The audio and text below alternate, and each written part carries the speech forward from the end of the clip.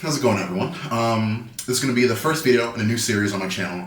It's going to be just practical machine learning projects. The idea is to show not only how to take data, train a model, but also how would I deploy that model so that other people can use it, right? So if you're in a company and let's say you're one of the very few people on the machine learning team, like a startup, how will the software team be able to call to your model and be able to use that in their application itself? So we're going to work on deploying these with Docker containers and EC2 instances and being able to create APIs that people can send post requests to, in the sense of like computer vision. This is going to be really the focus around all the series is pretty much all going to be all computer vision projects. So yeah, for the first project is actually going to be C animal image classification. So the idea would be is like if you're in a startup company and with C animal startup company and they have like thousands of images that they want to be able to send to an API to get a bunch of predictions back that then they can store in a database somewhere to then run more analytics on, right? And get ideas of maybe what they're seeing, what's how well the model's doing, like just kind of build analytics, and maybe even show it to a dashboard to the customer that can